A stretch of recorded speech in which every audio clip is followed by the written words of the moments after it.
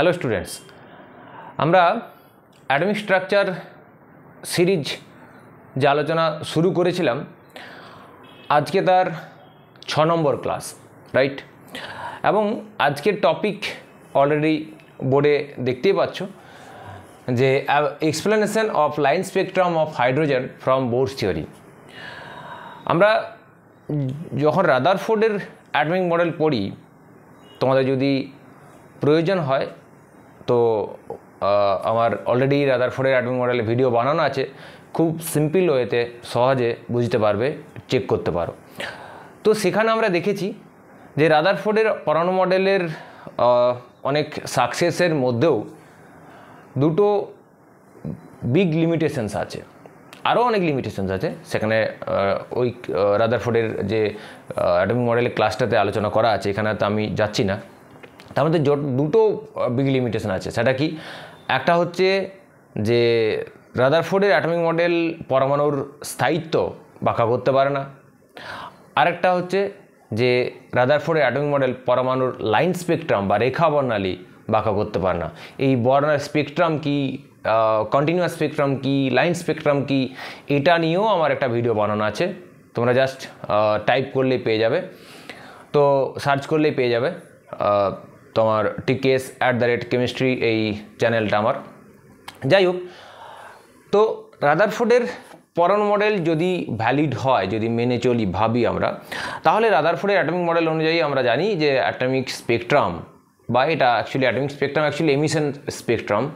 তো এটা কি হওয়া উচিত? Atomic spectrum should be continuous, but actually atomic spectrum is not continuous, it is line spectrum. এখন যদি আমরা খুব দ্রুত একটু রাদারফোর্ডের মডেল অনুযায়ী কেন কন্টিনিউয়াস স্পেকট্রাম পাওয়ার কথা সেটা আমরা দেখে নিই, তাহলে আমাদের এইখানে বিষয়টা বুঝতে সুবিধা হবে। দেখো, রাদারফোর্ড এবং বোরের অ্যাটমিক মডেলের যে বেসিক মূল একটা ডিফারেন্স আছে, সেটা হচ্ছে রাদারফোর্ড বলছেন যে সাপোজ এটা হচ্ছে নিউক্লিয়াস, এবং রাদারফোর্ড বলছেন যে নিউক্লিয়াসকে কেন্দ্র করে যে ইলেকট্রনগুলো ঘুরবে সেগুলো বৃত্তাকার কক্ষপথে ঘুরবে, ডেফিনেটলি, কোনো তাতে সন্দেহ নেই। এরকম বৃত্তাকার কক্ষপথে, এরকম বৃত্তাকার কক্ষপথে ঘুরবে, আবার কোনো বৃত্তাকার কক্ষপথে ঘুরবে। কিন্তু রাদারফোর্ড বলছেন যে এইখানে নিউক্লিয়াসকে কেন্দ্র করে ইলেকট্রন যে কোনো, আবার কি বললাম, যে কোনো বৃত্তাকার কক্ষপথে ঘুরতে পারে। সেখানে কোনো কি নাই, কোনো বার্ডেন নাই, কোনো কোয়ান্টাইজেশন নাই, মানে কোনো ফিক্সড কিছু বলে দেওয়া নেই।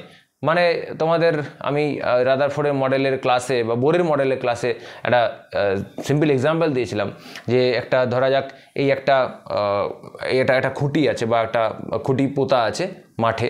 এখানে তোমাদের গেম টিচার বললেন স্কুলের যে এটাকে কেন্দ্র করে তোমরা বৃত্তাকার পথে ঘুরতে থাকো। যদি এরকম বলে দেওয়া হয় তাহলে তোমরা কি করবে? একে কেন্দ্র করে বৃত্তাকার কক্ষপথে তো ঘুরবে ঠিকই, কিন্তু কোনো নির্দিষ্ট বৃত্তাকার কক্ষপথে ঘুরবে না। যেমন পারবে বৃত্তাকার কক্ষপথে ঘুরবে, যে কোনো রেডিয়াসে ঘুরতে পারে, যে কোনো এখান থেকে এইটাকে যদি আমরা সেন্টার ধরি, এখান থেকে যে কোনো রেডিয়াস ধরে সে ঘুরতে পারে। এটা হচ্ছে রাদারফোর্ডের মডেল। আর বোর কি বলছেন? বোর বলছেন নিউক্লিয়াসকে কেন্দ্র করে ইলেকট্রন বৃত্তাকার কক্ষপথে ঘুরবে ঠিকই, কিন্তু কতগুলো নির্দিষ্ট বা সুনির্দিষ্ট কক্ষপথে ঘুরবে, রাইট? মানে স্টোরিটা একটু চেঞ্জ করে দেওয়া যাক, যে তোমাদের গেম টিচার কি বললেন যে মাঠে আমার এই খুঁটিটা পোতা আছে, মানে এটা হচ্ছে সেন্টার, এবং এখানে এইটাকে কেন্দ্র করে কতকগুলো আমার অলরেডি কতকগুলো স্পেসিফিক বা কতকগুলো ফিক্সড, কতকগুলো সার্কুলার পাথ ড্র করা আছে। মানে সাদা হয়তো চুন দিয়ে হোক বা কোনো কিছু দিয়ে মার্ক বা কালার দিয়ে হোক, আমার কি করা আছে এখানে কতকগুলো স্পেসিফিক অরবিট না বলবো পথ বা circular path already circle draw করা আছে। তোমাদেরকে যদি ঘুরতে হয়, ছুটতে হয়, তো ওই যে কয়েকটা পাথ ড্র করে মেনশন করে দেওয়া আছে সেই পাথ দিয়েই ঘুরতে হবে। তার বাইরে ঘুরলেই তুমি ডিসকোয়ালিফাই হবে, অর্থাৎ তার বাইরে তুমি ঘুরতে পারো না, রাইট? তো এইটা হচ্ছে মেন ডিফারেন্স। তাহলে রাদারফোর্ড কি বলছেন যে বোর কি বলছেন? বোর বলছেন যে এইটা নিউক্লিয়াস, রাইট? আর ইলেকট্রনগুলো একে কেন্দ্র করে বৃত্তাকার কক্ষপথে ঘুরবে, এইটা এই পথে ঘুরতে পারে, এই পথে ঘুরতে পারে, বা এই পথে ঘুরতে পারে। অর্থাৎ এখানে কতগুলো স্পেসিফিক বা কোয়ান্টাইজেশনের স্টোরি বলা হয়েছে, রাইট? অর্থাৎ বোর বলছেন এটা হচ্ছে n=1, n=2, n is equal to 3, n is equal to 4, এটাতে আমি আর ডিটেলসে যাচ্ছি না, অলরেডি বোর মডেল আমার আলোচনা করা আছে, দেখতে পারো। এটা হচ্ছে E1 লেভেল, এটা E2 energy level, E3 level. যত আমরা দূরে নিউক্লিয়াস থেকে ফার ডিস্টেন্সে যাব তত energy of the corresponding orbit increase করবে। তো এখানে বলা হলো যে ইলেকট্রন, এখানে হচ্ছে কোয়ান্টাইজেশনের গল্প। ইলেকট্রন হয় আইদার 1 নম্বরে থাকবে, না হয় 2 নম্বরে, না হয় 3 নম্বরে, না হয় 4 নম্বরে। মানে এমন নয় যে ইলেকট্রন 1 আর 2 এর মাঝে কোথাও থাকতে পারে। অর্থাৎ এই যে দুটো কনজিকিউটিভ অরবিট, এগুলোকে আমরা প্রিন্সিপাল অরবিট বলি, এই দুটো কনজিকিউটিভ সার্কুলার অরবিটের মিডিলে কোনো এই যে মিডিলে গ্যাপ দেখতে পাচ্ছ, স্পেসটা দেখতে পাচ্ছ, এখানে ইলেকট্রন থাকতে পারে না। এটা হচ্ছে কোয়ান্টাইজেশন, রাইট? তো আমরা কোয়ান্টাইজেশন তো বারবার বলি। তো what actual meaning of quantisation is, quantisation মানে হচ্ছে ফিক্সড। অর্থাৎ ফিক্সড মানে ইলেকট্রন হয় এখানে, না হয় এখানে, না হয় এখানে, না হয় এখানে। এই ইন বিটুইন টু কনজিকিউটিভ অরবিটের মাঝে কোনো জায়গাতে ইলেকট্রন থাকতে পারে না। এটা হচ্ছে কোয়ান্টাইজেশনের গল্প, রাইট? আমরা পুরো অ্যাটমিক স্ট্রাকচারে যেখানেই কোয়ান্টাইজেশন বলবো সেখানে বুঝবো যে কিছু ফিক্সড, আমার স্পেসিফাই কিছু পজিশন বা স্পেসিফাই কিছু অরবিটের কথা বলা আছে উইথ স্পেসিফিক এনার্জি। মানে এখানে ইলেকট্রনের যা এনার্জি, এখানে তাই তার থেকে বেশি, তার থেকে বেশি, তার থেকে বেশি, এটা ঠিকই। কিন্তু ইলেকট্রন কখনো এই মিডিয়াম, এই মাঝের কোনো এনার্জি লেভেলে থাকতে পারে না, কারণ তার এগুলো একটা এনার্জি লেভেল নির্দেশ করছে। অর্থাৎ ইলেকট্রন আইদার এই এনার্জি লেভেল থাকবে, না হয় এনার্জি লেভেল থাকবে, না হয় এই এনার্জি লেভেল থাকবে, না হয় এই এনার্জি লেভেলে থাকবে। এর মাঝামাঝি কোথাও থাকতে পারবে না। আশা করি ক্লিয়ার হলো। এবার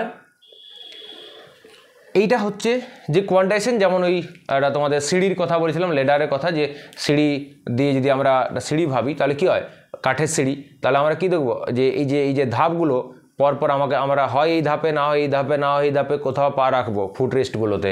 তার কোন দুটো ধাপের মাঝে ধরা যাক এই একটা ফুট রেস্ট আর এই একটা ফুট রেস্ট, এর মিডিলে তুমি পা রাখতে পারবে না। এটা হচ্ছে কোয়ান্টাইজেশনকে বোঝানোর জন্য একটা সিম্পল এক্সাম্পল।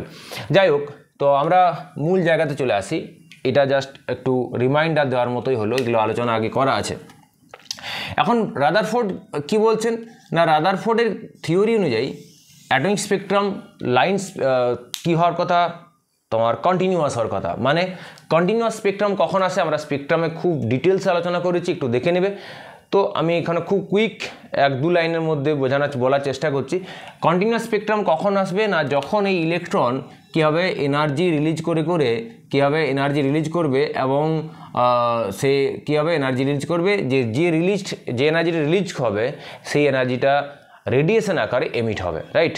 তো ইলেকট্রন কেন এনার্জি রিলিজ হবে, মানে ধরা যাক ইলেকট্রনটা এখানে আছে, হাই এনার্জিতে আছে, অনেক দূর, যত নিউক্লিয়াস থেকে দূরে থাকবে এনার্জি বেশি, সিম্পল। এবার রাদারফোর্ডের থিওরি অনুযায়ী ইলেকট্রন কী হবে, যদি ম্যাক্সওয়েলের কনসেপ্ট ধরি, ইলেকট্রন কী হবে, গ্র্যাজুয়ালি কন্টিনিউয়াসলি কী করবে, এনার্জি এমিট করবে, এবং এনার্জি এমিট করলে তার কী হবে, তার এই যে পথটা, যে রেডিয়াস, আস্তে আস্তে কমতে থাকবে, এবং স্পাইরাল পাথ দিয়ে সে ধীরে ধীরে তার গতিপথটা ছোটো হতে একসময় নিউক্লিয়াসে ঢুকে পড়বে। এবং এই যে ঘটনার মধ্যে কী হবে, ইলেকট্রনটার এনার্জি ধীরে ধীরে কমছে এবং কন্টিনিউয়াসলি কমছে, রাইট? কন্টিনিউয়াস, বাবার বলছি কন্টিনিউয়াসলি। এখানে আমরা কোনো কোয়ান্টাইজেশন গল্প বলিনি, এখানে কোথাও মিডিলে এখানে নয়, ওখানে নয়, সেখানে নয় বলিনি। এখানে কী বলা হয়েছে, কন্টিনিউয়াস এনার্জি কী হচ্ছে কোনো রকম কি নাই, কোনো গ্যাপ আমরা দেখতে পাচ্ছি না, কন্টিনিউয়াস এনার্জি তোমার এখানে এমিট করছে। আমি এটা খুব ইন্টারেস্টিং এক্সাম্পল দেবো, ওটা কোথাও হয়তো পাবে না। তো আমার নিজস্ব অবজারভেশন, যার সাহায্যে এটা প্র্যাকটিক্যাল, মানে একটা অবজারভেশন দেখাবো, একটু পরে আসছি। ভেরি ইন্টারেস্টিং, তোমাদের কাছে আরও বেসিক্যালি এই কন্টিনিউয়াস এবং লাইন স্পেকট্রাম খুব আরও বেশি তোমাদের কাছে সুবিধা হবে বুঝতে। যাই হোক, ওটাতে আসার আগে আমি একটু এই জায়গাটা বলে নিই। তাহলে যখন কন্টিনিউয়াস এনার্জি রিলিজ হচ্ছে, ডেফিনেটলি কন্টিনিউয়াসলি তার যে রেডিয়েশন এমিট হবে, সেই রেডিয়েশনকে যখন আমরা কি ফেলবো, কোনো পর্দায় ফেলবো, মানে প্রিজমের মধ্য দিয়ে পাঠিয়ে পর্দায় ফেলবো, তাহলে যে স্পেকট্রামটা পাবো সেই স্পেকট্রামটা কি পাওয়ার কথা, কন্টিনিউয়াস। এটা রাদারফোর্ডের থিওরি। কিন্তু অ্যাকচুয়ালি তো আমরা কি পাই, তোমার কন্টিনিউয়াস স্পেকট্রাম পাই না। তার মানে এই কনসেপ্টটা কী হলো, ফেল হয়ে গেল। আমাদের এই কনসেপ্ট আমাদেরকে ব্যাখ্যা করতে পারলো না অ্যাটমিক স্পেকট্রামকে। তাহলে আমরা বোঝার চেষ্টা করব যে বোর কী জন্য বোর কীভাবে এই হাইড্রোজেনের বা হাইড্রোজেন লাইক স্পিসিস মানে ওয়ান ইলেকট্রনিক স্পিসিসের ক্ষেত্রে বোর কীভাবে এই লাইন স্পেকট্রামকে ব্যাখ্যা করলেন। বোর জাস্ট একটা সিঙ্গেল কনসেপ্ট চেঞ্জ করে যান, কি না নিউক্লিয়াসকে কেন্দ্র করে ইলেকট্রনগুলো কতগুলো স্পেসিফিক, আবার বলছি স্পেসিফিক অরবিটেই ঘুরতে পারে। এইগুলোকে আমরা এক একটা প্রিন্সিপাল অরবিট বলি, বা এগুলোকে আমরা এই এনার্জি লেভেলগুলোকে বলি, করসপন্ডিং এনার্জি লেভেলগুলোকে বলি আমরা প্রিন্সিপাল এনার্জি লেভেল, যাই বলি না কেন। অর্থাৎ ইলেকট্রন এখানে বা এখানে বা এখানে, অর্থাৎ যে কোনো জায়গাতে নিউক্লিয়াসকে কেন্দ্র করে যে কোনো পথে ঘুরতে পারে না। এই হচ্ছে কোয়ান্টাইজেশন, এটা হচ্ছে মূল জায়গা। অর্থাৎ বোর বললেন যে নিউক্লিয়াসকে কেন্দ্র করে কতগুলো ফিক্সড এনার্জি লেভেল আছে, অ্যাজ সিম্পল অ্যাজ দ্যাট। মানে যদি আমরা এটাকে এইভাবে সিম্পল ওয়েতে ভাবার চেষ্টা করি, যে ধরা যাক এগুলো এনার্জি লেভেল। দেখো আমরা আগের লাস্ট ক্লাসটাতে আলোচনা করেছি, যেখানে এনার্জি নিয়ে আলোচনা হয়েছে মোস্ট প্রবলি লেকচার নাম্বার 5।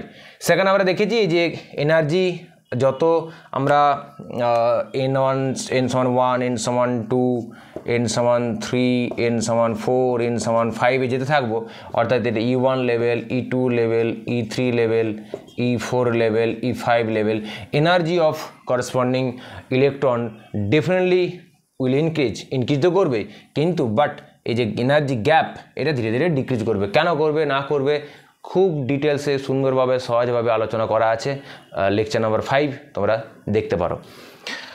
যাই হোক, তো এখানে এই কয়েকটা এগুলো হচ্ছে, এইটাকে আমি এখানে বিষয়টাকে এনার্জিতে নিয়ে আসলাম। এটা হচ্ছে E1 level, E2 level, E3 level, E4 level, অর্থাৎ এখানে এইরকম অবস্থায় আছে। বেশ, এবার এখান থেকে আমরা বোঝার চেষ্টা করবো লাইন স্পেকট্রাম। তো অ্যাটমিক স্পেকট্রাম হচ্ছে এমিশন স্পেকট্রাম। মানে প্রথমে কি করতে হয় না, সেই অ্যাটমটাকে এক্সাইটেড করতে হয়। মানে অ্যাটমের যে দেখো এখানে সবসময় বোর থিওরি যখনই পড়বে ওয়ান ইলেকট্রন সিস্টেম মনে রাখবে, ওয়ান ইলেকট্রনিক মানে হাইড্রোজেনের কথা ভাবো। তো হাইড্রোজেনের একটা ইলেকট্রন, সে যখন গ্রাউন্ড স্টেটে থাকে তার ইলেকট্রন কোথায় থাকবে তোমরা জানো প্রত্যেকেই, বলে ফেলো না। ফার্স্ট গ্রাউন্ড স্টেটে যে ইলেকট্রন সে কোথায় থাকবে, গ্রাউন্ড স্টেটের ইলেকট্রন 1 নম্বরে থাকবে, অর্থাৎ এখানে, রাইট। এবার ধরা যাক আমি বাইরের থেকে এনার্জি সাপ্লাই করলাম, কাকে, এই হাইড্রোজেন অ্যাটমকে। হাইড্রোজেন অ্যাটমকে যখনই আমি বাইরের থেকে এনার্জি সাপ্লাই করব, বোরের যে থার্ড পোস্টুলেট কি বলছে, যে যখনই এনার্জি সাপ্লাই করা হবে সে ওই এক্সটার্নাল এনার্জি সোর্সকে কী করবে, ওই ইলেকট্রন অ্যাবজর্ব করবে। অ্যাবজর্ব করলে কী হবে, তার ইলেকট্রন এনার্জি বেড়ে যাবে। এখন ইলেকট্রন এনার্জি বেড়ে যাওয়া মানে কি, এ তো স্পেসিফিক এনার্জি লেভেল আছে। মানে ইলেকট্রন এখানে যে ইলেকট্রন ছিল তার একটা স্পেসিফিক এনার্জি ছিল E1, একে যখনই আমরা বাইরের থেকে এনার্জি দিয়ে দিলাম তখন তার এনার্জিটা কী হলো, E1 এর থেকে বেশি হয়ে যাবে, রাইট, কারণ সে এনার্জি অ্যাবজর্ব করেছে। যখনই E1 এর থেকে বেশি হয়ে যাবে সে তো আর E1 লেভেলে থাকবে না, তখন সে কী করবে, এক্সাইটেড হয়ে অর্থাৎ জাম্প করে কোনো একটা হায়ার এনার্জি লেভেলে যাবে। প্রশ্ন হচ্ছে কোন হায়ার এনার্জি লেভেলে যাবে, না ভেরি সিম্পল, না যতটা এনার্জি সে অ্যাবজর্ব করেছে সেই পরিমাণ এনার্জি ওই ইলেকট্রনটাকে যে লেভেল অবধি পৌঁছে দিতে পারবে সেই অবধি সে জাম্প করবে। মানে ধরা যাক এই ইলেকট্রনটা যে পরিমাণ এনার্জি গ্রহণ করেছে সেই পরিমাণ এনার্জি ইকুয়ালস টু, মানে নিজস্ব ইলেকট্রন এনার্জি প্লাস যতটা এনার্জি বাইরের থেকে পেয়েছে টোটাল ইকুয়ালস টু যদি E5 লেভেলের সমান হয়, তাহলে ইলেকট্রন ডেফিনেটলি কোথায় চলে যাবে, জাম্প করে যাবে কোথায়, E5-এ। তাহলে আমরা একটা হাইপোথেটিক্যালি ভাবি যে ইলেকট্রনটা কোথায় জাম্প করলো, এই ইলেকট্রন জাম্প করে চলে গেল 5-এ, right, E1 to E5 by absorbing radiation. কতটা এনার্জি অ্যাবজর্ব করবে, E5 মাইনাস E1। এইটা আমরা নেক্সট ক্লাসে আলোচনা করব, এর করসপন্ডিং আয়নাইজেশন পোটেনশিয়াল, আরও অনেক ইন্টারেস্টিং জিনিস আছে। তো এতটা এনার্জি অ্যাবজর্ব করলো, এটা নিয়ে আমরা অ্যাবজর্পশন নিয়ে ভাবছি না। এবার আমরা আসবো যখন স্পেকট্রাম কথা, যেহেতু তার মানে এমিশন হবে, তাহলে এরপর আমরা কী করবো, এনার্জি সোর্সটাকে সরিয়ে নিব। মানে যে এনার্জি সোর্সটা আমি বাইরে থেকে দিয়েছিলাম সেই এনার্জি সোর্সটা কী করবো, সরিয়ে নেব, রাইট, এনার্জি সোর্সটা সরিয়ে নিলাম। সরিয়ে নিলে কী হবে, এই যে এক্সাইটেড এনার্জি ইলেকট্রন, মানে যে ইলেকট্রন এখানে ছিল এখান থেকে হায়ার এনার্জি বা এক্সাইটেড ইলেকট্রন মানে হায়ার এনার্জি লেভেলে পৌঁছে গেছে, সেই ইলেকট্রন এখন কি করবে, সে লোয়ার এনার্জি লেভেলে ফিরে আসতে চাইবে, মানে ফিরে আসবে। এটা এখানে মাথায় রাখবে যে 1 নম্বরে ছিল দিয়ে 5 নম্বরে গেল কি 4 নম্বরে, বা যেখানে হোক, আমি এখানে 5 নম্বর ধরেছি, এনার্জি গ্রহণ করে 5 নম্বরে গেল, এটা এটা এটা এটা এটা এই মিন করে না যে যখন ফিরে আসবে সে একদম তাকে 1 নম্বরেই ফিরে আসতে হবে, এরকম কোনো গ্যারান্টি নেই। 1 নম্বর ফিরে আসতে পারে, সে 5 থেকে সে 4-এ থাকতে পারে, 4 থেকে 3-এ আসতে পারে, বা 5 থেকে 3-এ আসতে পারে, বা অর্থাৎ এখান থেকে হায়ার এনার্জি লেভেল থেকে সে কোনো একটা লোয়ার এনার্জি লেভেলে ফিরে আসবে। এবং কোনো একটা যখন লোয়ার এনার্জি লেভেলে ফিরে আসবে তখন সে কী করবে? সিম্পল রেডিয়েশন এমিট করবে। এখানে আসবে, রেডিয়েশন এমিট করবে, এবং রেডিয়েশন এমিট করবে, সেই রেডিয়েশনের একটা পার্টিকুলার ওয়েভলেন্থ থাকবে, রাইট? এবং এখানে আমাদের লাইন স্পেকট্রামের ব্যাখ্যা।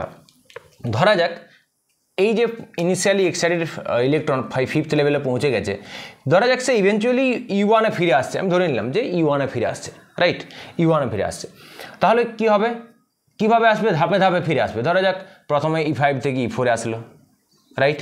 E5 থেকে E4-এ ভালো করে বুঝবে, E5 খুব ইন্টারেস্টিং। E5 থেকে E4-এ আসলো, E5 থেকে যখন E4-এ আসবে ডেফিনেটলি কিছুটা এনার্জি রিলিজ হবে।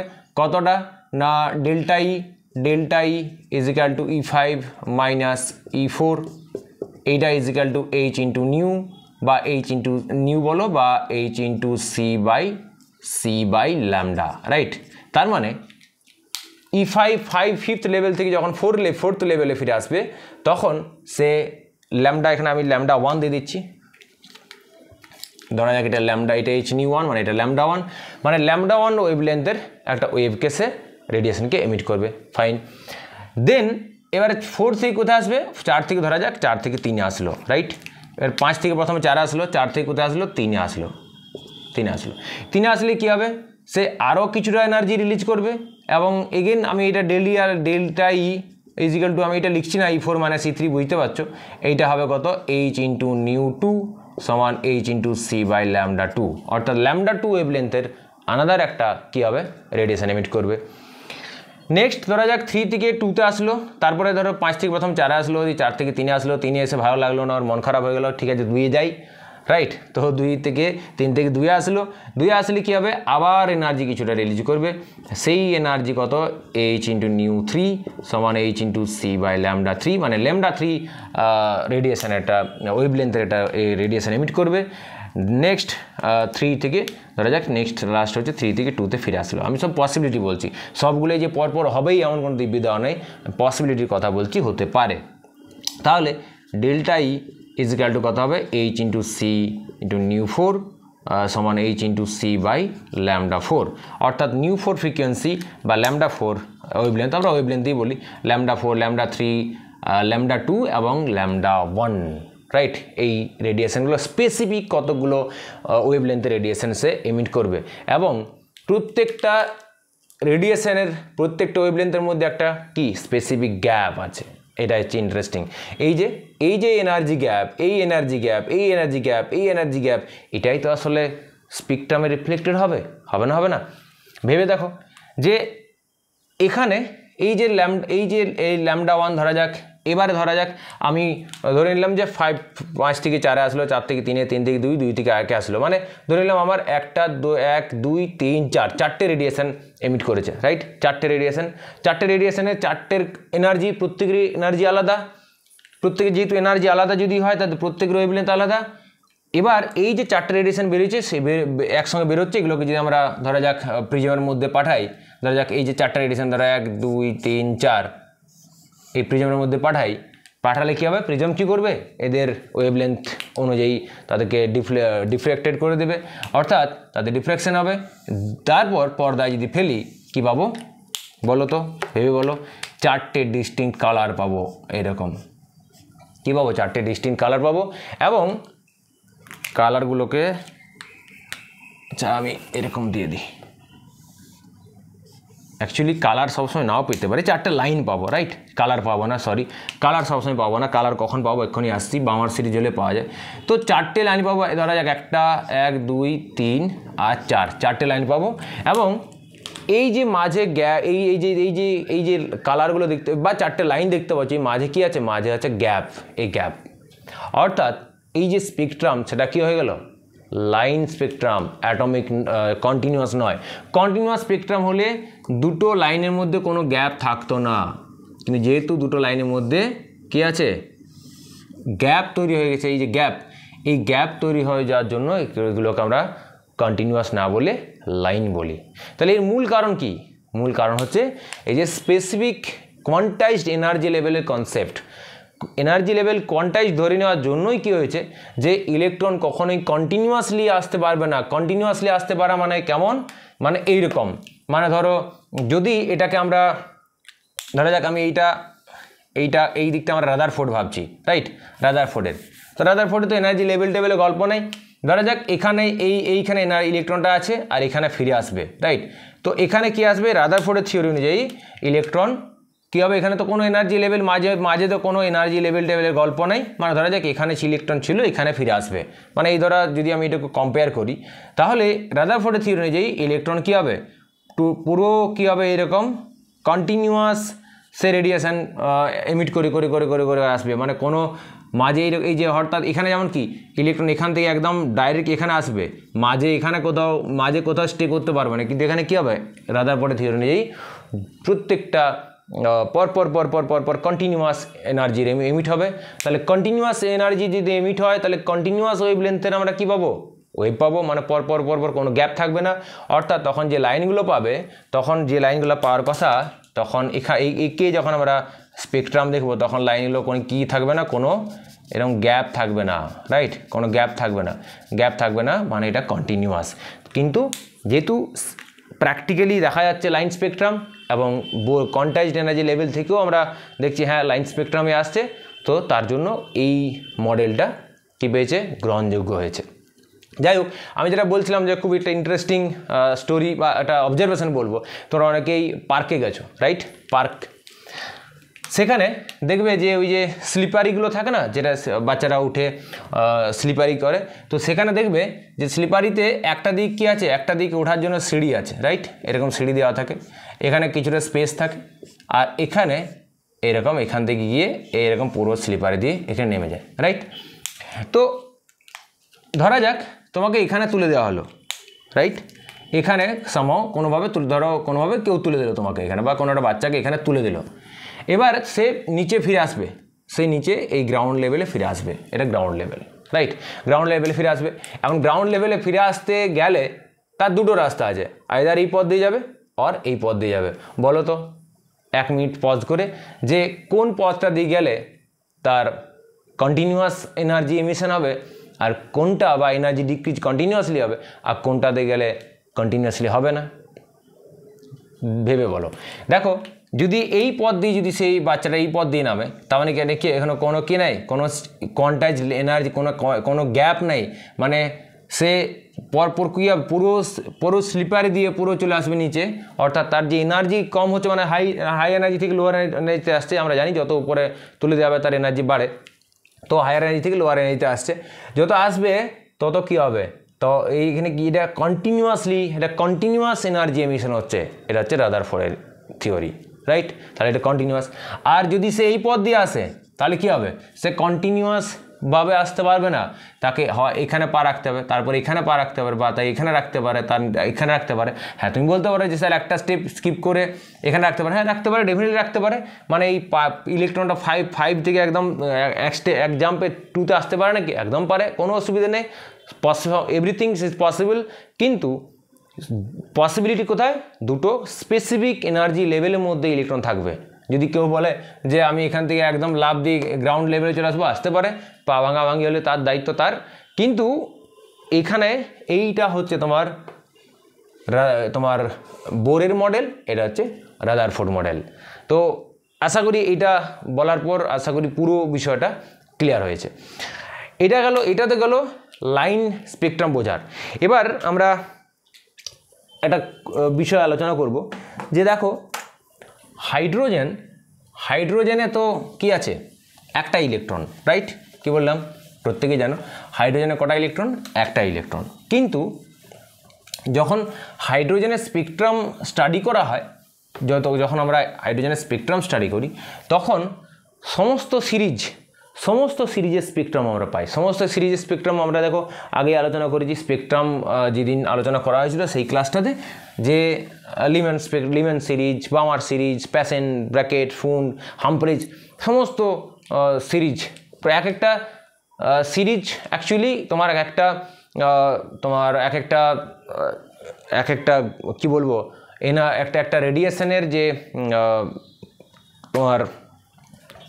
তোমার ভাগ, অর্থাৎ মানে রিজিয়নের ভাগ, মানে ধরো ইউভি রিজিয়ন, ভিজিবল, যেটা বামার স্পেকট্রামকে ভিজিবল স্পেকট্রাম বলা হয় বা ভিজিবল রিজিয়নে, ইউভি স্পেকট্রাম যেমন লিম্যান হচ্ছে ইউভি স্পেকট্রাম, তারপরে এগুলো আইআর স্পেকট্রাম, অর্থাৎ তাদের রেডিয়েশনের ওয়েভগুলোর এমিটেড ওয়েভগুলোর ওয়েভলেন্থের উপর ভিত্তি করে তাদেরকে কয়েকটা সিরিজে ভাগ করা হয়েছে, যেগুলো আমরা লিম্যান, বামার, তারা বিভিন্ন বিজ্ঞানী তারা আবিষ্কার করেছেন। সেটা এখন আমরা কি করব, দুটো জিনিস আলোচনা করব। এক হচ্ছে যে হাইড্রোজেনের একটা ইলেকট্রন, কিন্তু হাইড্রোজেন সে যখন আমরা তার স্পেকট্রাম স্টাডি করব, যখন আমরা টোটাল স্পেকট্রাম স্টাডি করব, শুধুমাত্র ভিজিবল নয়, যখন টোটাল স্পেকট্রাম স্টাডি করব, কি দেখা যায়, হাইড্রোজেন সমস্ত সিরিজের স্পেকট্রাম দেখায়, লিম্যান, বামার সমস্ত সিরিজের স্পেকট্রাম দেখায়। প্রশ্ন হচ্ছে যে একটা ইলেকট্রন সে অতগুলো সিরিজ কি করে দেখাচ্ছে, এতগুলো লাইন দেখাচ্ছে, কি লাইন অফ স্পেকট্রাম কীভাবে দেখাচ্ছে সে শো করছে কী করে, সেটা বোঝা যাক। আরেকটা যেটা বলছিলাম বোঝার চেষ্টা করব, সেটা হচ্ছে যে দুটো স্পেসিফিক এনার্জি লেভেলের মধ্যে যখন ট্রানজিশন হয় তখন কতগুলো লাইন আমরা এক্সপেক্ট করতে পারি। তো দুটো আলোচনা করব। আগে আমরা আলোচনা করব যে বোরের থিওরির সাহায্যে আমরা যে স্পেকট্রাম পেয়েছি অলরেডি, স্পেকট্রাল সিরিজগুলো পেয়েছি, লিম্যান, বামার, প্যাসেন্ট ব্র্যাকেট, এগুলো কী করে ব্যাখ্যা করব, এই বিষয়টা এই সঙ্গেই হবে। তাহলে হাইড্রোজেনকে নিয়ে ভাবা যাক যে হাইড্রোজেনে তো যেটা বলছিলাম একটা ইলেকট্রন, কিন্তু বেসিক্যালি কী জানো, যে হাইড্রোজেনের যখন আমরা স্পেকট্রাম স্টাডি করি, যে স্যাম্পেলটা নেওয়া হয় সেখানে অসংখ্য হাইড্রোজেন মলিকুল আছে, রাইট? অসংখ্য হাইড্রোজেন মলিকুল আছে। এবার যখন তাদেরকে হিট দেওয়া হবে বা এনার্জি দেওয়া হবে, যেভাবে হোক তাকে এক্সাইট করার জন্য এনার্জি দেওয়া হবে, তখন ওই হাইড্রোজেন মলিকুলগুলো ব্রেক করে দিয়ে হাইড্রোজেন অ্যাটমে পরিণত হয়। তার মানে যে স্যাম্পেলটা নিয়ে আমরা টেস্ট করছি হাইড্রোজেনের, সেখানে অসংখ্য হাইড্রোজেন অ্যাটম কী হবে আছে, এবং প্রত্যেকটা হাইড্রোজেন অ্যাটমে একটা করে ইলেকট্রন আছে।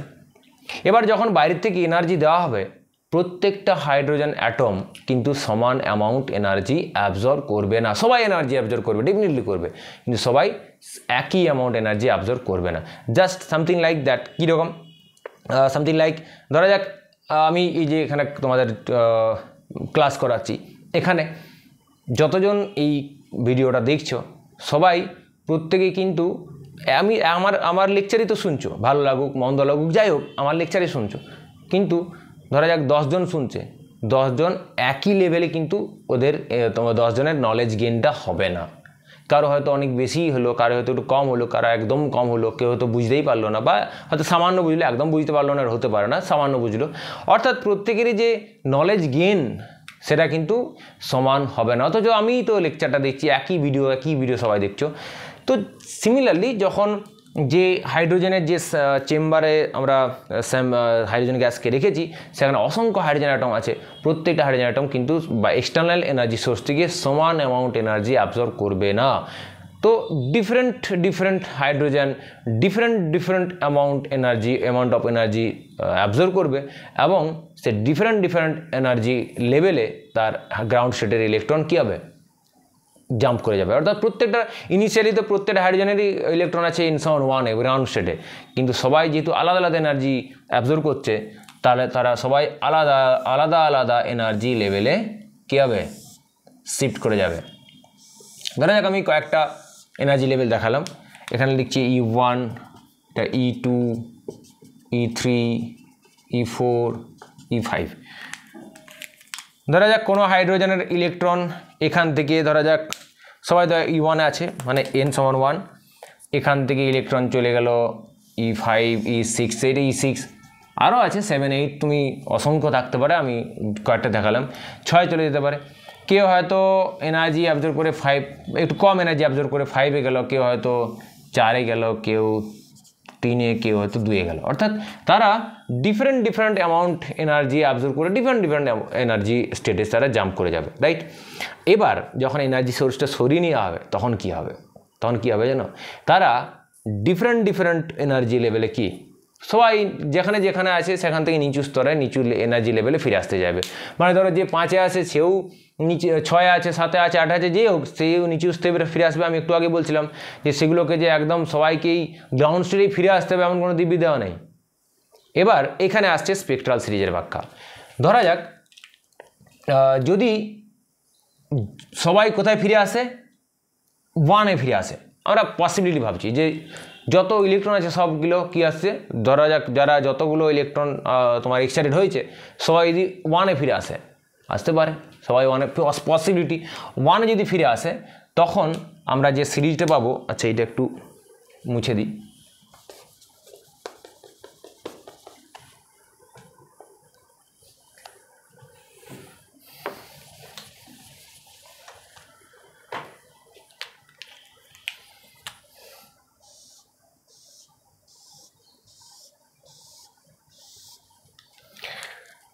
ধরা যাক সবাই 1-এ ফিরে আসলো, ধরা যাক 6 থেকে 1 বা আবার ধরো 7টাও দিয়ে দিই, এখানে 8টা দিয়ে দেওয়া যাক, এখানে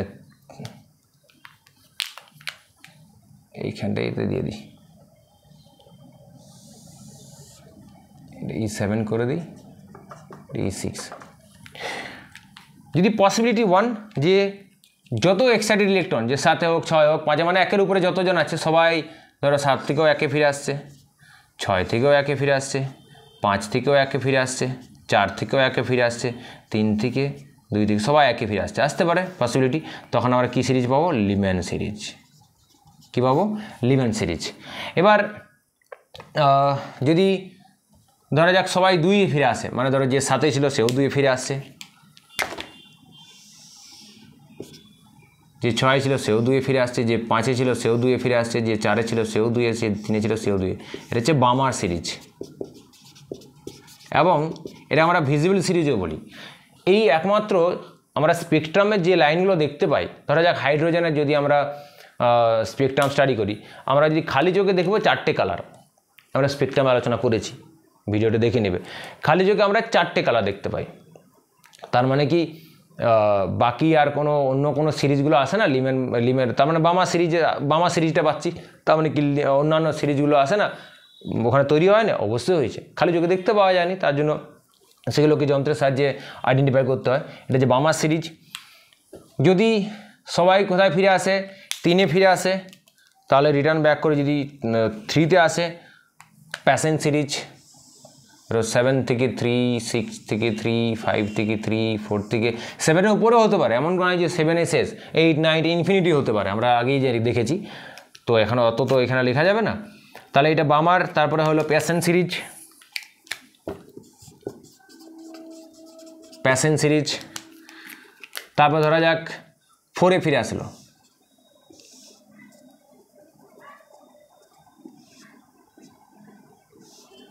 তখন সেটা বলে ব্র্যাকেট সিরিজ।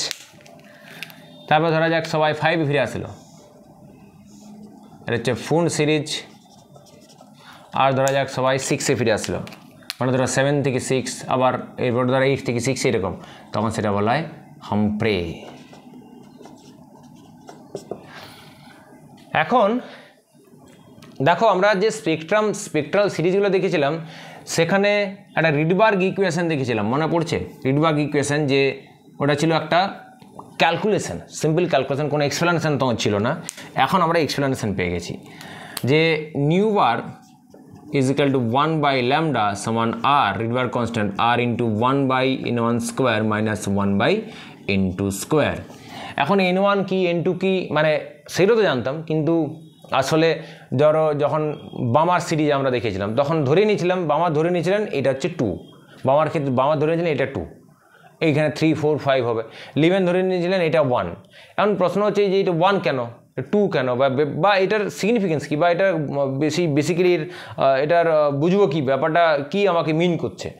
এখানে আমাদের কাছে বিষয়টা ক্লিয়ার হলো এই যে ইনিশিয়ালি এখানে আমরা এটা ইকুয়েশনটাকে এভাবে লিখবো, এবার nu bar is equal to 1 by lambda সমান r to 1 by nf square minus 1 by ni square, right?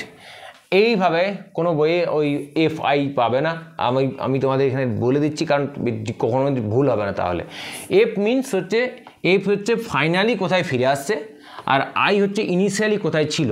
মনে রাখবে এমিশন স্পেকট্রামে ইনিশিয়াল এনার্জি লেভেলটা সবসময় হাই হয়, মানে এমিশন স্পেকট্রাম মানে কি হায়ার এনার্জি থেকে লোয়ার এনার্জিতে আসবে, তাহলে ইনিশিয়াল পজিশন কোনটা হায়ার এনার্জি, ফাইনাল পজিশন কোনটা লোয়ার এনার্জি। তাহলে এফ আই হচ্ছে ইনিশিয়ালি কোথায় ছিল, মানে কোথায় ইনিশিয়ালি এক্সাইটেড করে পৌঁছে গেছে। তারপরে এখানে আমরা এমিশন স্পেকট্রামে কোথায় ইলেকট্রন ছিল একদম শুরুতে বিফোর এক্সাইটেশন আমাদের কোনো মাথা ব্যথা নেই, আমাদের দেখব যে এক্সাইটেড করার পর ইলেকট্রনটা কোথায় আছে সেটাই হচ্ছে আমার ইনিশিয়াল স্টেজ, সেখান থেকে কোথায় ফিরে আসছে সেটা হচ্ছে ফাইনাল স্টেজ।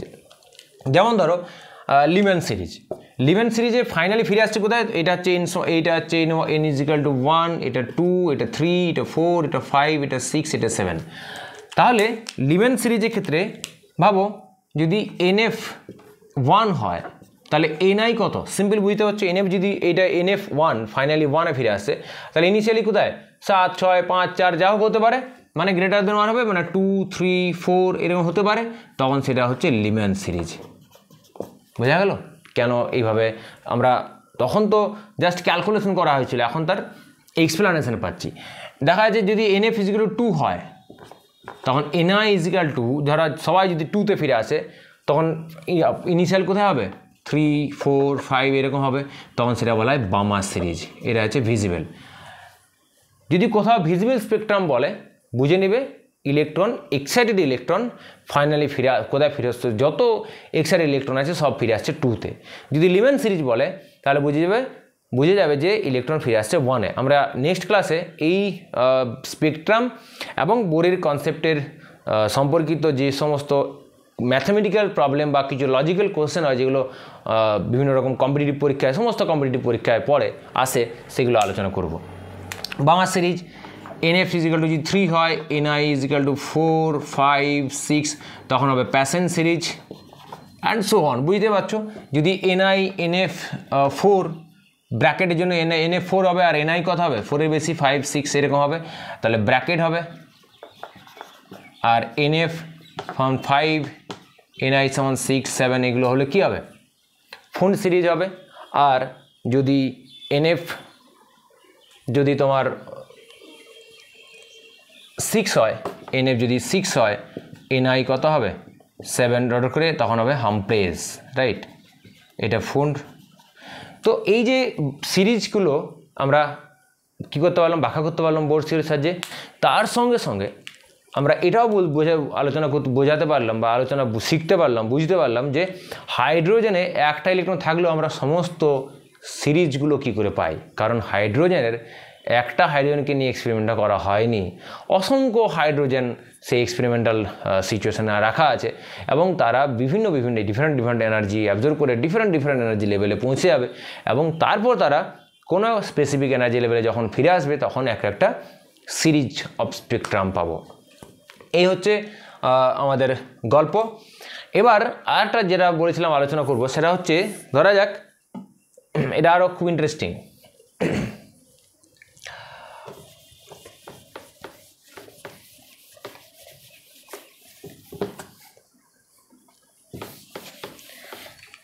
ধরা যাক ইলেকট্রন ইনিশিয়াল স্টেজ হচ্ছে E = 1, রাইট। ইলেকট্রনটাকে আমরা 2, 3, 4, আমি 4 ধরলাম, যে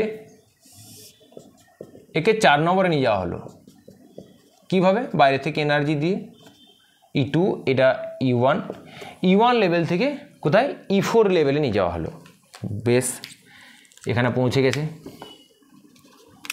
এবার ইলেকট্রনটা ধরা যাক এই 4 থেকে ইভেনচুয়ালি 1-এ ফিরে আসবে। ইলেকট্রন কী হবে 4 থেকে 1-এ ফিরে আসবে, রাইট। মানে আমরা যে অ্যাটমিক যে সিরিজের কথা বলছি, মানে যে অ্যাটমিক স্পেকট্রাম হাইড্রোজেনের ক্ষেত্রে দেখছি, ধরা যাক 4 নম্বর থেকে কোথায় ফিরে আসবে 1 নম্বর ফিরে আসবে। এখন প্রশ্ন হচ্ছে 4 নম্বর থেকে যদি 1 নম্বর ফিরে আসে আমরা কতগুলো লাইন পাবো, তোমরা কেউ বলবে স্যার একটাই পাবো। কেন? কারণ 4 থেকে 1 ঝাঁপে 1-এ চলে আসছে, 1 লাফে চলে আসছে, মানে কি সে একটাই এনার্জি, একটাই এই যে E4 - E1 এতটা যে এনার্জি গ্যাপ, সেই এনার্জি গ্যাপের কী করবে, রেডিয়েশন এমিট করে দেবে, তাহলে আমরা একটাই লাইন পাবো। কিন্তু না, এখানে আমরা অনেকগুলো লাইন পাবো। এখানে দুটো জিনিস ভাবতে হবে, তোমাকে আরেকটা জিনিস বুঝতে হবে যে এখানে যে ইলেকট্রনগুলো, এখানে ধরা যাক আমি হাইড্রোজেন যখন স্যাম্পল নিয়েছি, তখন হাইড্রোজেনের যে বললাম এখানে অসংখ্য হাইড্রোজেন আছে, তারা ডিফারেন্ট এনার্জি লেভেলে পৌঁছে যায় যখন আমরা বাইরে থেকে এনার্জি দিই। এখানে বুঝতে হবে যে ধরা যাক এই যে আমি 4 নম্বর বলছি, 4 নম্বর মানে এই নয় যে 4 নম্বরে শুধুমাত্র একটা হাইড্রোজেনের ইলেকট্রনেই 4 নম্বর পৌঁছাবে, এমনটাও কিন্তু নয়। যদি আমরা খুব সিম্পলভাবে ভাবি, ধরা যাক আমার কাছে আমি 10টা হাইড্রোজেন অ্যাটম নিয়ে করেছি, এই এক্সপেরিমেন্টটা আমরা 10টা হাইড্রোজেন অ্যাটম নিয়ে করছি। তার মধ্যে হতে পারে যে 4টে হাইড্রোজেন অ্যাটম, কী বললাম, হতে পারে ধরা যাক 4টে কি 5টা হাইড্রোজেন অ্যাটম, 5টা হাইড্রোজেন অ্যাটম তাদের হাইড্রোজেন অ্যাটমের যে ইলেকট্রন E1 থেকে E4-এ পৌঁছে গেছে, আর বাকি 5টা হাইড্রোজেন অ্যাটমের ইলেকট্রন তোমার একের উপরে যে কোনো E2, E3, E5 যে কোনো এনার্জি লেভেলে হয়তো পৌঁছে গেছে, সেটা নিয়ে ভাবছি না। ধরা যাক 5টা এখানে পৌঁছে গেছে, তার মানে এখানে 5টা এই এনার্জি লেভেলে 5টা ইলেকট্রন আছে। এবার ধরা যাক সবাই আলটিমেটলি যতগুলো এই যে 5টা ইলেকট্রন আছে, মানে এই এনার্জি লেভেলে বলছি 5টা ইলেকট্রন আছে, মানে 5টা হাইড্রোজেনের 5টা ইলেকট্রন আছে এই এনার্জি লেভেলে। এবার ধরে নিলাম যে 5টা ইলেকট্রনে ইভেনচুয়ালি আলটিমেটলি কোথায় E1-এ ফিরে আসছে, রাইট, E1-এ ফিরে আসছে। এবার প্রশ্ন হচ্ছে এখানে ফিরে আসলে কতগুলো আমরা লাইন পেতে পারি, কি কি পসিবিলিটি ভাবো। হতে পারে যে ধরা যাক আমি বললাম যে ইলেকট্রন, ধরা যাক একটা বললাম একজনের ইলেকট্রন 4 থেকে 3-এ আসলো, তারপরও 3-এ এসে তার ভালো লাগলো না, তারপর ওই ইলেকট্রনটা 3 থেকে 2-এ আসলো, আবার ওরও ভালো লাগলো না, কোথায় ফিরে আসলো, 2 থেকে 1-এ ফিরে আসলো, রাইট।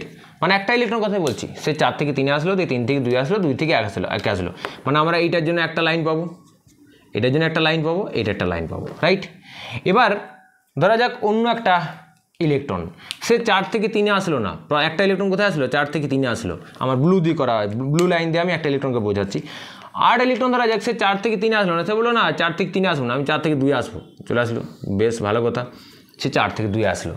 4 থেকে 2-এ এসে মনে হলো বেশ ভালো জায়গায় পৌঁছে গেছি, না ওখানে ভালো লাগলো না, ঠিক আছে আমি যেখানে ছিলাম সেখানেই ফিরে যাই, ওখানেই ভালো, সে দিক করে আসলো, 2 থেকে 1-এ ফিরে আসলো, রাইট। তাহলে 4 থেকে 2-এ আসলে একটা লাইন পাবো, এটার জন্য একটা লাইন পাবো, কারণ এই যে রেডিয়েশনটার জন্য একটা লাইন পাবো, এটার জন্য আরেকটা লাইন পাবো।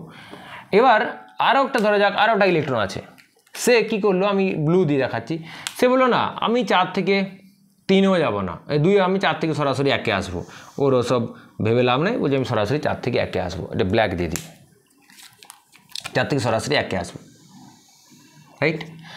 তার 3টে ইলেকট্রন কথা হলো। আর যে 2টো ইলেকট্রন আছে তাদের দেখো এই বাইরে তাদের কোনো পসিবিলিটিস নেই, তারা হয়তো কেউ হয় একে ফলো করবে বা একে ফলো করবে বা এই ইলেকট্রনটাকে ফলো করবে, তাহলে 3টে ধরলেই আমার ঝামেলা মিটে গেল। তাহলে বেসিক্যালি কি বুঝলাম, কতগুলো পসিবল লাইন পেলাম, কতগুলো ট্রানজিশন, বেসিক্যালি এখান থেকে যতগুলো পসিবল ট্রানজিশন হবে না ততগুলোই লাইন পাবে। কতগুলো পাবো, 1 2 3 4 5 6, কটা লাইন পাবো, 6 লাইন পাবো, 6টা লাইন পাবো। ফর এ পার্টিকুলার ট্রানজিশন আমরা কি পাবো, একটা নয় অনেকগুলো লাইন পাবো, ক্লিয়ার। এখন এইটাকে যদি আমরা রুল আকারে অ্যাপ্লাই করি, কারণ কম্পিটিটিভ পরীক্ষা যখন তোমরা দিবে, সে নিট দাও, জেই দাও, যাই দাও, সেখানে তো এত কিছু করার সময় নেই, তার জন্য একটা রুল আছে, সেটা হচ্ছে যে ধরা যাক এনএফ লেভেল থেকে এনআই লেভেলে ফিরে আসলো, রাইট।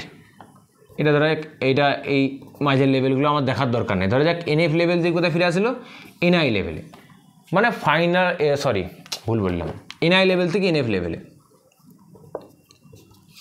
এনআই ইনিশিয়ালি মানে কোন এনার্জি স্টেটে আছে সেখান থেকে এনএফ লেভেলে ফিরে আসলো। তো সেক্ষেত্রে কতগুলো আমরা পসিবল লাইন পাবো, একটা রুলস আছে, সেই রুলটা হচ্ছে n1 minus NI minus NF into NI minus NF plus 1। রুলটা হচ্ছে NI minus NF into NI minus NF plus 1/2, এটার থেকে আমরা নাম্বার অফ লাইন্স পেয়ে যাবো। ধরা যাক আমরা এইখানে যেটা ধরেছিলাম, এটা হচ্ছে এটা হচ্ছে n=4, এটা ছিল n=1, মানে 4 থেকে 1-এ ফিরে আসছে, মানে ইনিশিয়াল যদি 4 হয়, ফাইনাল যদি 1 হয়, হিসাব করে এই ইকুয়েশন অ্যাপ্লাই করে দেখো মিলছে কিনা। তাহলে কি পাবো, 4 - 1 × 4 - 1 + 1 বাই 2 মানে কত হচ্ছে 3 4 12, এটা কেটে যাচ্ছে, বাই 2 ইকুয়াল টু 6, রাইট? মিলে গেল। এই ইকুয়েশন কাজে লাগাবো। এই ইকুয়েশনটা দেখো যদি ফাইনালি একে ফিরে আসে তখন ইকুয়েশনটা আরও শর্ট হয়ে যায়, n ইন্টু n মাইনাস 1/2 করলে হয়। কী হয়, ফাইনালি যদি একে ফিরে আসে তখন n ইন্টু n মাইনাস 1/2 করলে হয়, কারণ এই ইকুয়েশনটাই দেখো চেঞ্জ হয়ে যাবে। যদি nfটাকে 1 ধরে নিই, nটা যদি 1 ধরে নিই, nf কী বললাম, nfকে যদি 1 ধরে নিই তাহলে ইকুয়েশনে কী দাঁড়াবে, এটা -1 + 1 মানে 0 হয়ে গেল, এটা কেটে গেল, তাহলে n ইন্টু n মাইনাস 1/2। তাহলে এইটাই অ্যাকচুয়ালি ইকুয়েশন। যখনই সেটা ফাইনালি 1 নম্বর ফিরে আসবে সেই ইকুয়েশনটা কী হয়ে যায়, এই ইকুয়েশনে পরিণত n ইন্টু n মাইনাস 1/2। যদি 1 নম্বরে ফিরে আসে না আসে, অন্য কোনো লেভেলে ফিরে আসে, 2 3 4 যেখানেও ফিরে আসে হায়ার এনার্জি থেকে, তখন আমাদেরকে এই ইকুয়েশন লাগাতে হবে। তাহলে আমরা এখান থেকে কী বুঝলাম, যে কীভাবে বোর থিওরির সাহায্যে লাইন স্পেকট্রাম এক্সপ্লেন করা যায়, কেন আমরা হাইড্রোজেনের একটা ইলেকট্রন থাকা সত্ত্বেও আমরা এতগুলো সমস্ত সিরিজগুলো পাই কেন, স্পেকট্রাল সিরিজগুলো পাই কেন। 3 নম্বর হচ্ছে কোনো একটা স্পেসিফিক ট্রানজিশনের জন্য আমরা একাধিক অনেকগুলো লাইন পাই কেন, এই যে তার যে ব্যাখ্যা সেটা আমরা পেয়ে গেলাম এবং তার ক্যালকুলেশন সমেত আমরা আলোচনা করলাম বা শিখে গেলাম। বেশ, এবার আমরা রিডবার্গ ইকুয়েশন নিয়ে একটু আসবো। যে দেখো রিডবার্গ ইকুয়েশন, যেটা আমরা আগে স্পেকট্রামের যেদিন বর্ণালী আলোচনা করেছিলাম সেই দিন রিডবার্গ ইকুয়েশন আলোচনা করা হয়েছিল, কিন্তু রিডবার্গ ইকুয়েশন কীভাবে আসছে প্রতিষ্ঠা করা যায়নি, তখন তো শুধু ওটা ছিল পুরোপুরি ক্যালকুলেটেড, বিজ্ঞানীদের মানে এটা তাদের হাইপোথেটিক্যাল বিজ্ঞানীরা ভেবে একটা বার করেছিলেন। তো আমরা বোরস থিওরির সাহায্যে কী করতে পারি, রিডবার্গ ইকুয়েশন আসতে পারি। বোরস থিওরির সাহায্যে মানে যদি আমরা বলি Rydberg equation from Bohr's theory, তো আমাদের এই লেভেল, এগুলো এই যে পুরো প্রুফটা আমাদের হয়তো গ্র্যাজুয়েশন লেভেলে আছে, তোমাদেরকে তখন করতে হবে, কিন্তু আমরা যেহেতু ওই জায়গাতে আলোচনা করছি না, তাহলে আমি জাস্ট তোমাদের আন্ডারলাইন যে কনসেপ্টটা বলে দেবো, যে গল্পটা কীভাবে আসছে। ধরা যাক একটা ইলেকট্রন ইআই লেভেলে ছিল, মানে ইনিশিয়াল ইআই মানে সরি এই লেভেলে ছিল, রাইট? এটা হচ্ছে এখানে ছিল ইআই লেভেলে, সেখান থেকে ফিরে আসছে কোথায়, ইএফ লেভেলে। আই লেভেল থেকে কোথায়, ইএফ মানে হচ্ছে এটা ধরা যাক এনএফ থেকে এনআই, মানে ইনিশিয়ালি একটা ইলেকট্রন এক্সাইটেড হয়ে গেছে। কারণ আমি আবার বলছি, এমিশন স্পেকট্রামে সবসময় আমরা ইনিশিয়াল স্টেজটা হায়ার এনার্জি ধরবো, কারণ যেখানে পৌঁছে দেওয়া হয়েছে তারপরে কথা ভাবা হচ্ছে, তারপরের গল্প, তার আগের নয়। কারণ অ্যাবজর্পশন স্পেকট্রাম হলে আমরা ইনিশিয়ালটা ভাবতাম নিচের কোথার থেকে কোথায় যাচ্ছে, এমিশন স্পেকট্রাম আমরা হবো কোথায় ছিল, উপরে কোথায় নিয়ে চলে গেছে যাওয়া হয়েছে তারপরে ঘটনাটা, রাইট? যাই হোক, তো এনআই মাইনাস এনআই লেভেল থেকে ধরা যাক ইলেকট্রনটা এনআই লেভেল থেকে এনএফ লেভেলে আসছে, অর্থাৎ ইআই এনার্জি লেভেল থেকে ইএফ লেভেলে আসছে। তাহলে ডেফিনেটলি সে এনার্জি রিলিজ করবে, সেই এনার্জি কত রিলিজ করবে, delta E is equal two EI minus EF. এবার তোমরা নিজেরা যদি করতে চাও করতে পারো, এই যে এনার্জির যে এক্সপ্রেশন বোর থিওরির সাহায্যে, সেই এনার্জি এক্সপ্রেশন আমরা দেখেছি, মানে ওই যে ইকুয়েশনটা যদি ইকুয়েশন লাগাও, ইকুয়েশন বসিয়ে দাও, তাহলে আলটিমেটলি কী পাবে জানো, এবং যে ডেল্টাইকে এই ডেল্টাই সমান এইচ নিউ করে আমরা সেখান থেকে যদি ওয়েভ নাম্বার এইচ নিউ সমান এইচ সি বাই ল্যামডা মানে এইচ সি নিউ বার, সেখান থেকে যদি বার করি, তাহলে আমরা আলটিমেটলি যে ইকুয়েশনটা পাবো সেটা হচ্ছে new bar is equal two m e to the power 4 by 8 epsilon 0 square c h এর cube into 1 by nf square minus 1 by ni square, right? এখন এই যে ভ্যালু, এই যে টার্ম আউটসাইড দ্য ব্র্যাকেট, এগুলো তো সব কনস্ট্যান্ট টার্ম, প্রত্যেকে জানি। এম হচ্ছে ইলেকট্রনের মাস, ই হচ্ছে ইলেকট্রনের চার্জ, এপসাইলন হচ্ছে কনস্ট্যান্ট, সি হচ্ছে ভেলোসিটি অফ লাইট, এইচ হচ্ছে কনস্ট্যান্ট, প্ল্যাঙ্ক কনস্ট্যান্ট।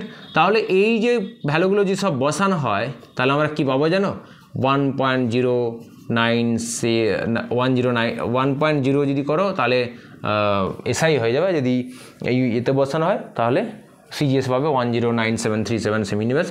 যাই হোক, তো এটা যেটা পাবো সেটা হচ্ছে রিডবার্গ যে কনস্ট্যান্ট আমরা ভ্যালু ধরে নিয়েছিলাম রিডবার্গ ইকুয়েশনে, সেটা আর এর মানের সঙ্গে সমান হবে। ক্লিয়ার? তাহলে আমরা এই ইকুয়েশনটাকে লিখতে পারি এরকম যে নিউ বার, তাহলে এই ইকুয়েশনটা কিসে কনভার্ট হবে? Nu bar is equal to R into 1/nf² minus 1/ni²। তাহলে আমরা কি দেখতে পেলাম যে এই যে এটাই তো রিডবার্গ ইকুয়েশন, রিডবার্গ ইকুয়েশনকে আমরা বোরের থিওরির সাহায্যে এক্সপ্লেন করতে বা প্রতিষ্ঠা করতে পারছি। এবং এখানে এই যে এফ হচ্ছে ফাইনালি কোথায় ফিরে আসছে, আই হচ্ছে কোথায় এক্সাইটেড অবস্থায় ছিল, রাইট? তো এই হচ্ছে রিডবার্গ ইকুয়েশনের গল্প। আমরা একটু রিডবার্গ ধ্রুবক, রিডবার্গ কনস্ট্যান্ট আর সম্পর্কে একটু আলোচনা করে নিই। আর দেখো আমরা আর সমান কোনটা দেখতে পাচ্ছি, এইটা m⁴, r is equal two m⁴/8ε0² c into h এর কিউব। এটা জাস্ট ওপর দেখলে মনে হচ্ছে যে Rydberg constant is constant for all the atom, for all atom. কারণ কি, এগুলো মাস, ইলেকট্রনের মাস সব জায়গায় ফিক্সড, ইলেকট্রনের charge fixed, epsilon constant, c constant, h constant, সব কনস্ট্যান্ট। তাহলে এটা কি মনে হতে পারে যে রিডবার্গ কনস্ট্যান্ট সমস্ত অ্যাটমের ক্ষেত্রে রিডবার্গ কনস্ট্যান্ট, কিন্তু এটা কিন্তু প্র্যাকটিক্যাল আমাদের অবজারভেশন এটা বলছে না। প্র্যাকটিক্যাল অবজারভেশন বলছে আর হচ্ছে constant for lighter element only, sorry heavier element only, heavier element only. মানে ভারী যদি মৌল হয়, ভারী one electron system, heavy element, তো তাদের ক্ষেত্রে কি হয়, এই তাদের জন্য ধরা যাক আমার কাছে ধরা যাক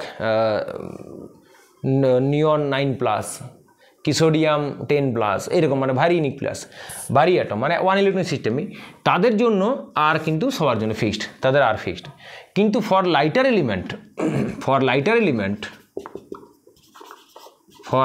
এলিমেন্ট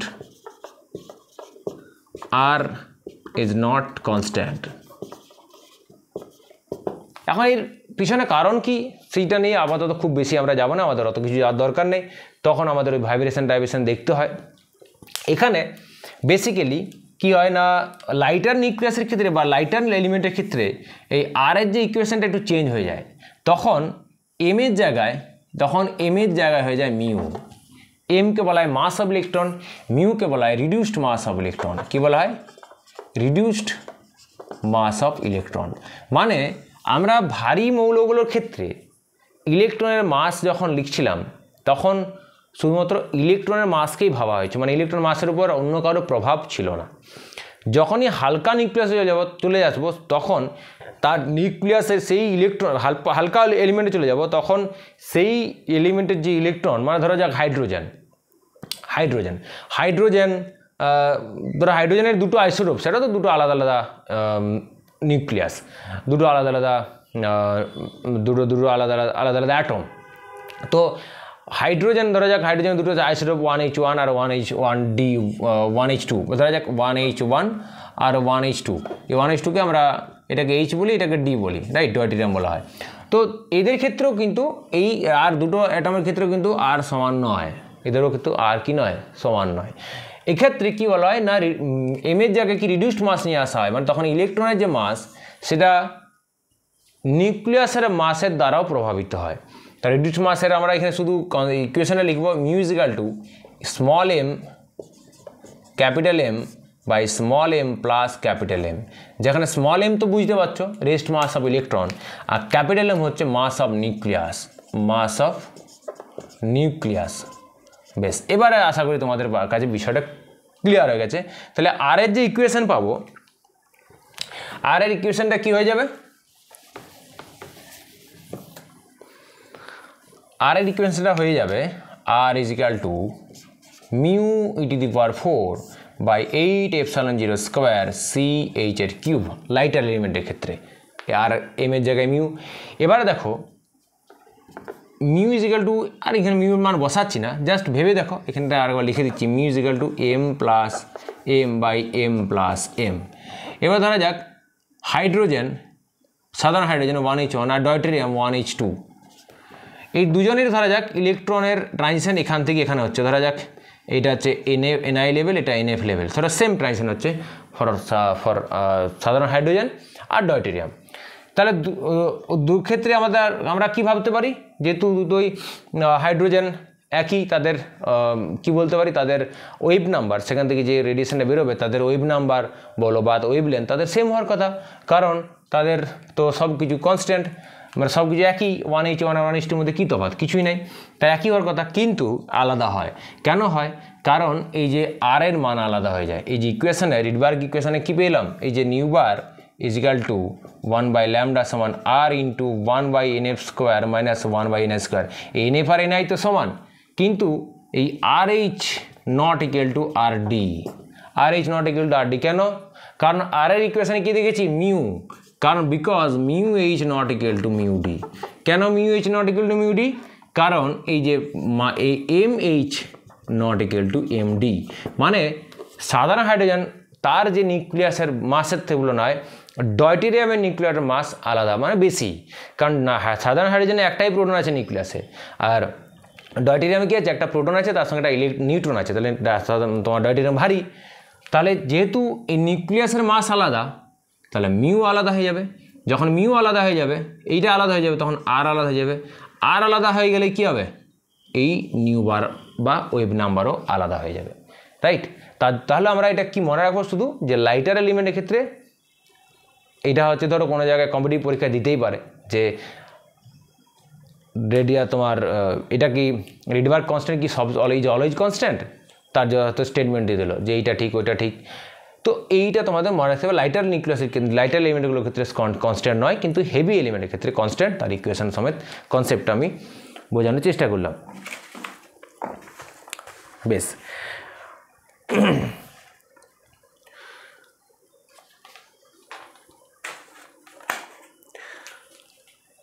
লাস্ট একটা লজিক্যাল কোশ্চেন আলোচনা করব, তারপরে আমাদের এই আজকের ক্লাসটা শেষ করব।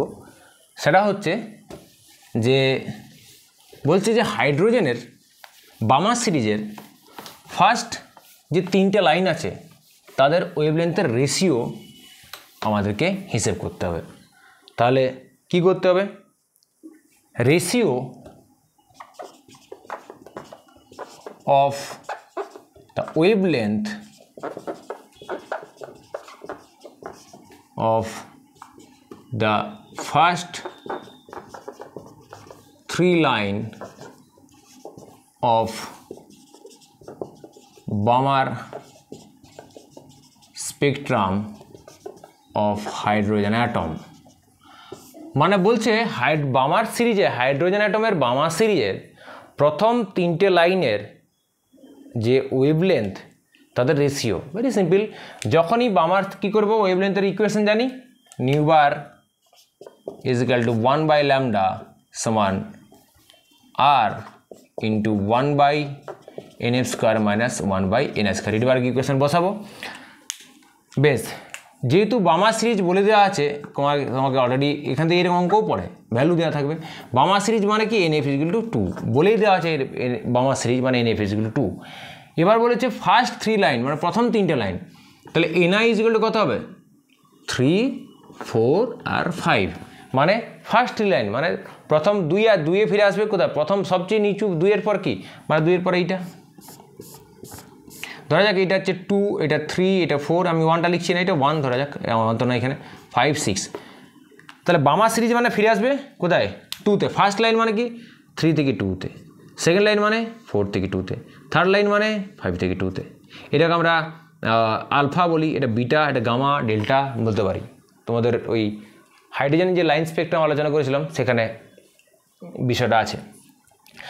অর্থাৎ ফার্স্ট লাইন মানে, তার মানে এইখানে এইটা মানে 3 থেকে 2, সেকেন্ড লাইন মানে 4 থেকে 2, থার্ড লাইন মানে 5 থেকে 2, কারণ বামা সিরিজ মানে অলওয়েজ ফাইনাল স্টেজটা হচ্ছে 2।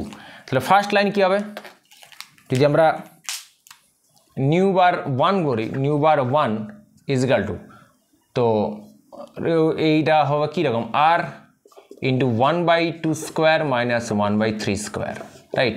মানে কত, 1/4 মাইনাস 1/9, মানে 5r/36।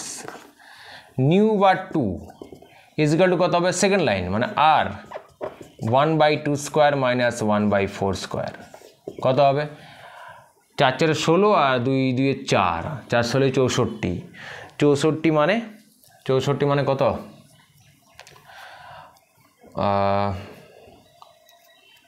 16 আর 16 4 মানে 4 মানে 12/36 যদি না আমি যোগ বিয়োগে ভুল করে না দিয়েছি তাহলে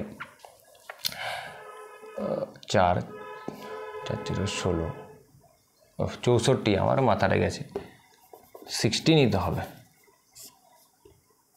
16 4 4 4 16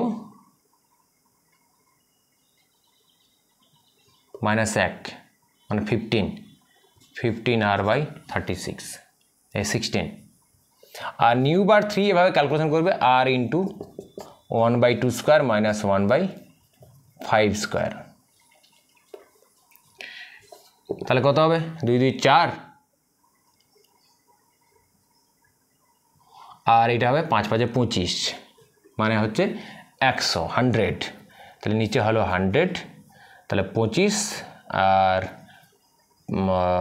4 মানে 21 r/36 একটু এটা দেখে নিবে এটা 100 এই যদি ক্যালকুলেশন আমার যদি যোগ বিয়োগ ভুলেছে এটা বড় ব্যাপার না তাহলে λ1 λ2 λ2 ওয়েভ লেন্থ বলেছে তখন কি হবে এটা কি উল্টে যাবে তখন হবে 36/5r = 16/15r = 100/21r তো আরগুলো আউট হয়ে যাবে তাহলে 36/5 = 16/15 = 100/21 ক্যালকুলেশনটা একটু দেখে নেবে তো এই হচ্ছে গল্প এখানে এই রিলেটেড আরটার কথা বলে রাখি যদি বলা হয় যে বামার সিরিজের সবথেকে শর্টেস্ট ওয়েভলেন্থ বা সবথেকে লংগেস্ট ওয়েভলেন্থ যাই বলুক না কেন যেটাই বলুক যে সবথেকে শর্টেস্ট ওয়েভলেন্থ লংগেস্টটা বলা যাবে না সরি শর্টেস্ট ওয়েভলেন্থটা বলা যাবে না সবচেয়ে লংগেস্ট ওয়েভলেন্থের রেডিয়াস